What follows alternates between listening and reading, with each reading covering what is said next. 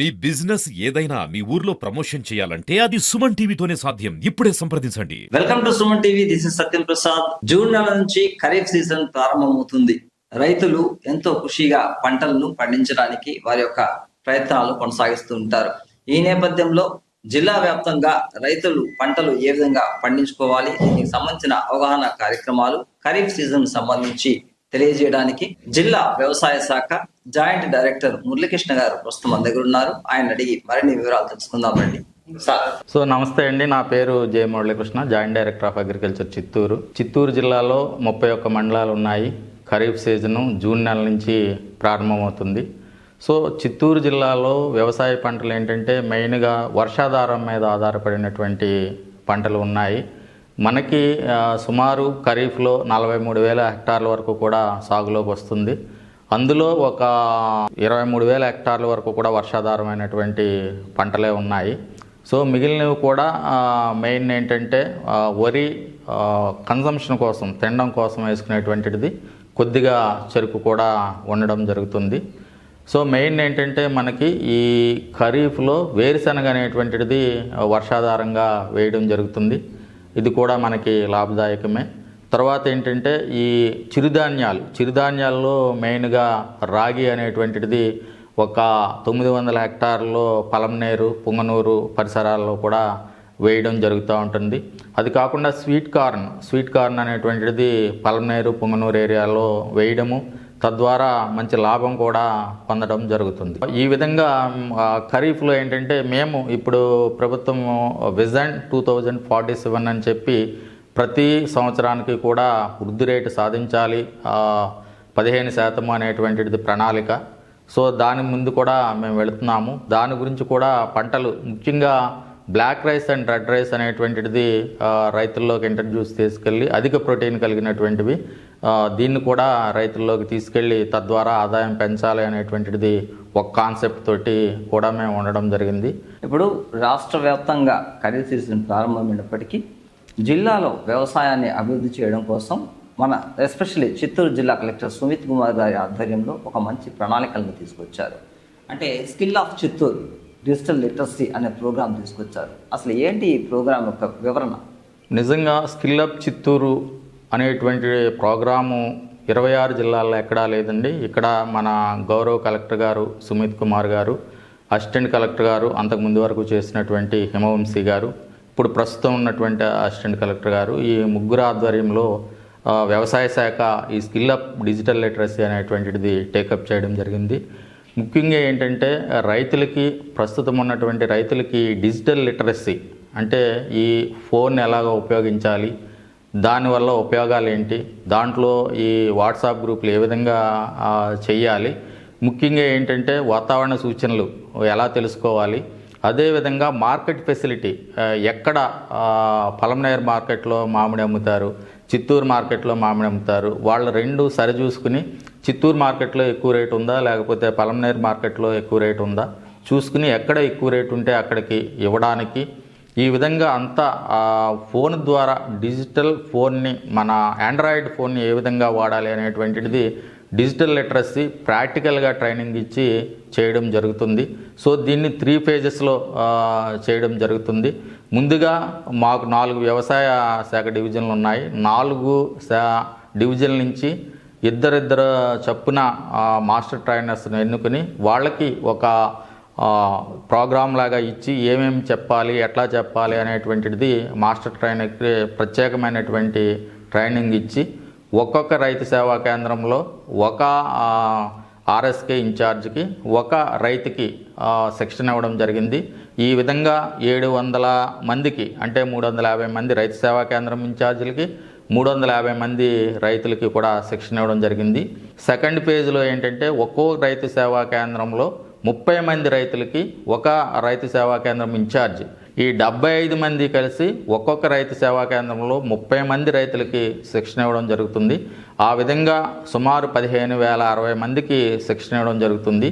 రైతులందరూ కూడా ఒకళ్ళ నుంచి ఒకళ్ళకి అందరూ కూడా ఈ సిస్టంలో ఈ నాలెడ్జ్ని షేర్ చేసుకున్నట్లయితే డిజిటల్ లిటరసీ అనేటువంటిది ప్రజెంట్ డేస్లో చాలా ఉపయోగము. రైతులు కూడా ఈ నాలెడ్జ్ అనేటువంటిది ప్రజెంట్ డేస్లో డిజిటల్ లిటరసీ కింద లేకపోయినట్లయితే ఇల్లిటరేట్ కింద లెక్క. అది జనరల్గా చదువుకున్న వాళ్ళందరూ చేస్తున్నారు. బట్ రైతుల్ని ఈ విధంగా ముందుకు తీసుకెళ్ళి వాళ్ళని సాంకేతిక పరంగా పరిజ్ఞావంతులను చేయాలనేటువంటిది గౌరవ కలెక్టర్ గారి యొక్క ఉద్దేశము. ఇది చాలా సక్సెస్ఫుల్గా జరుగుతుంది. ఇక్కడ ఖరీఫ్ సీజన్ జూన్ నుంచి ప్రారంభమవుతుంది. ఈ నేపథ్యంలో మీరు వ్యవసాయ శాఖ తరఫున మే నుంచి కూడా ఏర్పాట్లు చేపడతారు. మరి అందులో ప్రాథమికంగా మట్టి నమూనా సేకరణ అనేది చాలా ఇంపార్టెంట్. మీరు ఎలాంటి చర్యలు చేపడుతున్నారు?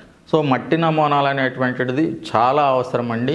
మేము గత 2 సంవత్సరాల నుంచి కూడా టేకప్ చేయడం జరిగింది. గత అంటే 23-24 సంవత్సరంలో 10,000 మట్టి నమూనాలు సేకరించాము.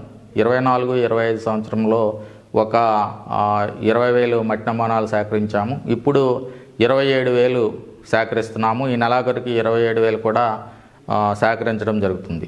సో గత 2 సంవత్సరాల్లో సేకరించినటువంటివి అవి రిజల్ట్స్ కూడా లామినేట్ చేసి రైతులకు ఇవ్వడం జరిగింది. ఇదేంటంటే ముఖ్యంగా ఒకసారి మేము లామినేట్ చేసి ఇచ్చినటువంటిది ఒక 3 సీజన్ల వరకు కూడా ఉపయోగపడుతుంది. జనరల్గా రైతులు ఏంటంటే మేము ఖరీఫ్లో చేస్తే ఖరీఫ్కే ఉపయోగపడుతుంది అనుకుంటారు. అట్లా కాకుండా 3 సీజన్లకి ఇది ఉపయోగపడుతుంది. అందుకనే మేము లామినేట్ చేసి ఇవ్వడం జరుగుతుంది. కార్డుని మనం పరిశీలించినట్లయితే చిత్తూరు జిల్లాలో ఉన్నటువంటి భూములన్నిటిలోనూ ఆల్మోస్ట్ అన్నిటి భూముల్లోనూ కూడా సేంద్రియ పదార్థం చాలా తక్కువ ఉందని చెప్పి రావడం జరిగింది. కాబట్టి మన అందరు రైతులకి నేను సూచించేది ఏంటంటే సేంద్రియ పదార్థం కంపల్సరిగా మీరు వేసుకోండి. అంటే చీకిన పశువుల ఎరువు కానీ, లేకపోతే పచ్చిరొట్ట ఎరువులు కానీ, లేకపోతే కోళ్ల ఎరువు కానీ ఇటువంటివి కనుక వేసుకున్నట్లయితే భూమి మంచి సారవంతంగా తయారవుతుంది. తద్వారా మీరు రసాయన ఎరువులను వాడుకునేది తగ్గుతుంది. భూమి ఆరోగ్యం కూడా పెరుగుతుంది. పెస్ట్ డిసీజ్ తెగులు పురుగులు కూడా వచ్చేటువంటి అవకాశం చాలా తక్కువ ఉంటుంది. కాబట్టి గత 2 సంవత్సరాల మట్టి నమూనాల సేకరణ ఫలితాల ఆధారంగా స్పష్టంగా తెలుస్తుంది సేంద్రియ పదార్థం తక్కువ ఉందని చెప్పి. సో దయచేసి ప్రతి రైతు కూడా ఎకరానికి ఒక ట్రాక్టర్ పశువుల ఎరువు కనుక వేసుకున్నట్లయితే మీకు చాలా చాలా ఉపయోగపడుతుంది. ఈ ఒక్క సూచన కూడా మీరు పాటించాల్సిందిగా రైతు సోదరులకు నేను తెలియజేస్తున్నాను. ముఖ్యంగా రైతులు ఫస్ట్ పంట పండించాలంటే విత్తనాలు చాలా ఇంపార్టెంట్. మరి రాష్ట్ర ప్రభుత్వం తరఫున రైతులకి సబ్సిడీ ద్వారా విత్తనాలు అందించే ఏర్పాట్లు అయితే చేస్తున్నారు. దీనిపైన మీ వివరణ? సో ఈ విత్తనం అనేటువంటిది ప్రతి సీజన్లో కూడా మేము రాయితీపై ఇవ్వడం జరుగుతుందండి. గతంలో కూడా మనము చాలా ఇవ్వడం జరిగింది. ఇప్పుడు కూడా మనకి మెయిన్ చిత్తూరు జిల్లా ప్రత్యేకత ఏంటంటే ఖరీఫ్లో డ్రైన్ ఫెడ్గా వర్షాధారంగా వేరుశనగ వేయడం అనేటువంటిది ప్రధానమైనటువంటి పంట. దానికోసం 26,000 క్వింటాల్స్ విత్తనాలు మేము రెడీ చేస్తున్నాము. ఆ విత్తనాలన్నీ కూడా ఆ నిబంధనల మేరకు ఇవ్వడం జరుగుతుంది. అంతేకాకుండా పచ్చిరొట్ట ఎరువులు కూడా ఆల్రెడీ పంపిణీ చేపట్టాము. అవి కూడా మనము ఇస్తున్నాము. కాబట్టి రైతులను వీటిని ఉపయోగించుకోవాల్సిందిగా ఈ సందర్భంగా తెలియజేస్తున్నాం. రైతులకి ఇప్పుడు విత్తనాలు కావాలి, కానీ ప్రభుత్వం నుంచి వచ్చేది కాకుండా కొన్ని ప్రైవేట్ షాపులు దుకాణాలు కూడా ప్రైవేట్గా అమ్ముతున్నారు. వాళ్ళపైన ఎలాంటి ఇన్స్పెక్షన్స్ మీరు చేస్తున్నారు? సో ఇది చాలా ఇంపార్టెంట్ అండి. వ్యవసాయానికి సంబంధించి ఎరువులు, పురుగు మందులు, విత్తనాలు వ్యవసాయ శాఖ కంట్రోల్లో ఉంటాయి.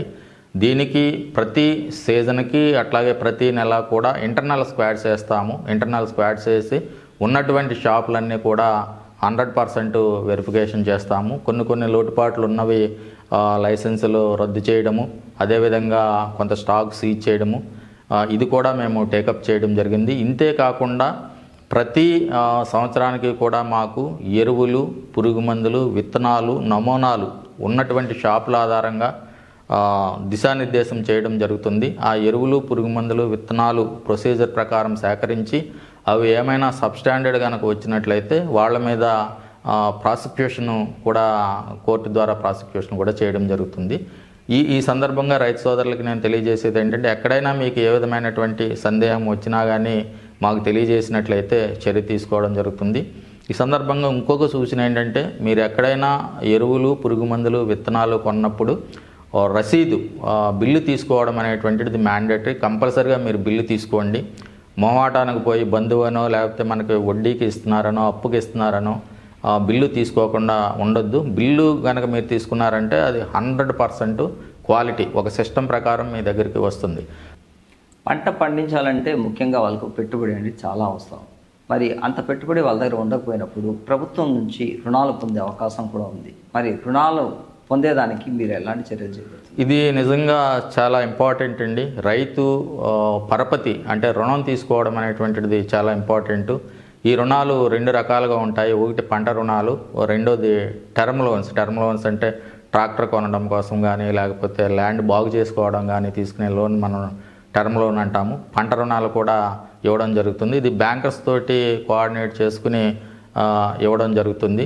ముఖ్యంగా ఏంటంటే సిసిఆర్సి కార్డ్స్, కౌలుదారులకు ఇచ్చేటువంటి కార్డులు, అవి రెవెన్యూ డిపార్ట్మెంట్ తోటి కోఆర్డినేట్ చేసుకుని ఆ కార్డులు కూడా మేము ఇవ్వడం జరుగుతుంది. ఇప్పుడే అది ఈ సంవత్సరం మనకి 4,400 టార్గెట్ ఇచ్చారు. అది స్టార్ట్ అయింది. ఇప్పటి వరకు ఒక 800 వరకు కూడా మేము ఇవ్వడం జరిగింది. మిగిలినవి కూడా మేము ఇస్తాము. ఈ సిసిఆర్సి కార్డ్స్ మనకి అన్ని విధాలుగా కూడా ఉపయోగపడుతుంది. ఇంతే కాకుండా మేము ఏంటంటే ఈ కోఆపరేటివ్ డిపార్ట్మెంట్ వాళ్ళతోటి గౌరవ కలెక్టర్ గారు ఇన్స్ట్రక్షన్స్ మేరకు, జిల్లా కలెక్టర్ గారు ఇన్స్ట్రక్షన్స్ మేరకు కోఆపరేటివ్ డిపార్ట్మెంట్ డీసీఓ గారు, డిస్ట్రిక్ట్ కోఆపరేటివ్ ఆఫీసరు, అలాగే డీసీసీబీ హెడ్ వీళ్ళతోటి కోఆర్డినేట్ చేసుకుని ప్రతి ప్రైమరీ అగ్రికల్చర్ కోఆపరేటివ్ సొసైటీలో ఆ రైతులతోటి, రైతు సేవా కేంద్రం ఇన్ఛార్జీలతోటి, వ్యవసాయ అధికారులతోటి, ఉద్యానవన శాఖ అధికారులతోటి, పట్టు పరిశ్రమ శాఖ అధికారులతోటి మేము అవగాహన సదస్సులు నిర్వహిస్తున్నాము. అక్కడికి వచ్చినటువంటి రైతులకి లోన్ ఏ విధంగా తీసుకోవాలి, పంట రుణం అనేటువంటిది స్టాండర్డ్ ఆపరేటింగ్ ప్రొసీజర్ ఎస్ఓపి గౌరవ కలెక్టర్ గారి ఆదేశాల మేరకు వాళ్ళకి చక్కగా లోన్ ఏ విధంగా తీసుకోవాలి, ఏ విధమైనటువంటి డాక్యుమెంట్స్ ప్రొడ్యూస్ చేయాలి, ఎవరిని సంప్రదించాలి అని కూడా తెలియజేసి వాళ్ళు అవగాహన కల్పిస్తున్నాము. ఇది మంచి రిజల్ట్ ఇస్తుంది. సో రైతులందరూ కూడా ఈ పంట రుణాలు తీసుకోవాల్సిందిగా కోరుకుంటూ, దానికి సంబంధించి ఏమైనా ఇష్యూస్ వస్తే ఏ బ్యాంక్ అయినా ఇవ్వట్లేదు, మాకు పంట రుణాలకి ఇబ్బంది పెడుతున్నారని కనుక మాకు తెలియజేసినట్లయితే డైరెక్ట్ నన్ను సంప్రదించవచ్చు, లేకపోతే ఎల్డిఎం గారిని సంప్రదించవచ్చు, లేదా రైతు సేవా కేంద్రం ఇన్ఛార్జ్ లేదా మండల అగ్రికల్చర్ ఆఫీసర్ గారిని సంప్రదించినట్లయితే తప్పనిసరిగా వాళ్ళకి రుణం ఇచ్చేటువంటి ఏర్పాటు చేయడం జరుగుతుంది. లాభసాటి వ్యవసాయం కావాలంటే ఖచ్చితంగా ఎరువులు అనేది కీలక పాత్ర పోషిస్తుంది. మరి ఎరువుల పంపిణీలో కావచ్చు లేదా ఎరువుల వాడకంలో కావచ్చు రైతులకు మీరు ఇచ్చే సూచనలు ఏంటి? నిజంగా అండి ఇది చాలా ఇంపార్టెంట్. యాక్చువల్గా ఏంటంటే ప్రభుత్వము 3 వ్యవస్థల మీద ఎక్కువ రాయితీ ఇవ్వడం జరుగుతుంది. అందులో ప్రధానంగా చూసుకున్నట్లయితే మొట్టమొదటిది పీడిఎస్, పబ్లిక్ డిస్ట్రిబ్యూషన్ సిస్టమ్ మీద ఎక్కువ రాయితీ ఇవ్వడం జరుగుతుంది. నెక్స్ట్ లెవెల్ రెండోది వచ్చేసి గ్యాస్ సిలిండర్స్ మీద ఎక్కువ రాయితీ ఇవ్వడం జరుగుతుంది. మూడోది కనుక చూసుకున్నట్లయితే ఈ ఎరువుల మీద ఎక్కువ రాయితీ ఇవ్వడం జరుగుతుంది. సమతుల్యమైనటువంటి ఎరువులు వాడాలి. ఉదాహరణకి 4:2:1 అంటే 4 పాళ్ళు నత్రజని, 2 పాళ్ళు భాస్వరం, 1 పాలు పొటాషియం వాడాలి. కానీ మన జిల్లా డేటా కనుక చూసుకున్నట్లయితే 11:3:1 అంటే 11 పాళ్ళు యూరియా అంటే నత్రజని, 3 పాళ్ళు భాస్వరము, 1 పాలు మాత్రమే పొటాషియం వాడుతున్నారు. అంటే సమతుల్యమైనటువంటి ఎరువులు వాడకం లేదు. ముఖ్యంగా నత్రజని అంటే in the shape of urea చాలా వాడుతున్నారు. అది రైతులు తగ్గించుకోవాల్సినటువంటి అవసరం ఉంది. ఆ విధంగా ఎక్కువ గనక వాడినట్లయితే పురుగు తెగులు ఎక్కువ వస్తుంది. ఆకు పెరగడానికి మాత్రమే ఉపయోగపడుతుంది కానీ గింజ పెరగడానికి అంతగా ఉపయోగపడుతుంది. అవసరానికి మించి ఎరువులు వాడడం వల్ల భూమి పాడైపోతుంది. తర్వాత ఒక 20 సంవత్సరాల తర్వాత అసలు సాగుకి పనికిరాదు, క్షారవంతం అయిపోతుంది. అంటే మన భూమిని మనం పాడు చేసుకున్న వాళ్ళం అవుతాము.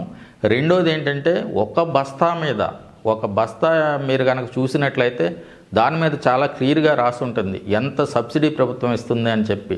ఒక బస్తా ఖరీదు సుమారు 2,500 నుంచి 3,000 ఉంటుంది.